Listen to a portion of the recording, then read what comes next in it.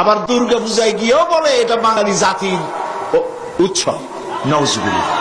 আমি বুঝি না এরপরেও তার ধর্মমন্ত্রিত্ব থাকে কেমন। এইটা মৌলানা নামের কলঙ্ক।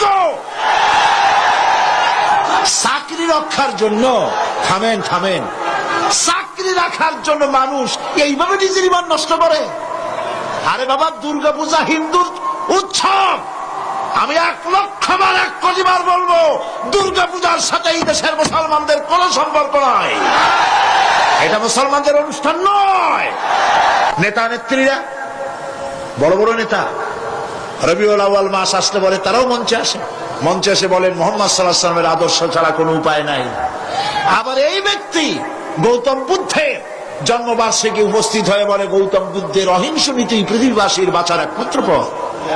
রামকৃষ্ণ মিশনে কি ওই কথা বলে? কথা ঠিক কিনা? অনুকূল ঠাকুরের অনুষ্ঠানে গিয়েও সেই কথা বলে। আবার দুর্গা পূজায় গিয়েও বলে এটা বাঙালি জাতির উৎসব। নওজুবিল্লাহ। আমি বুঝি না এরপরেও তার ধর্মমন্ত্রিত্ব থাকে কেমন। এইটা মৌলানা নামের কলঙ্ক।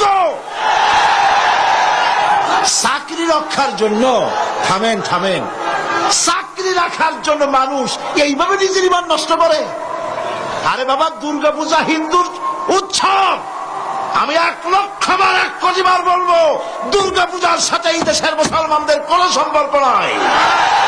এটা মুসলমানদের অনুষ্ঠান নয়। তথাকথিত ওই মন্ত্রীর মৌলানা শব্দ দুর্ভাগ্যজনক ভাবে তার নামে লেগে গেছে। আর হইতে পারে এই মুসলমানদের জন্য নিশ্চয়ই নয়।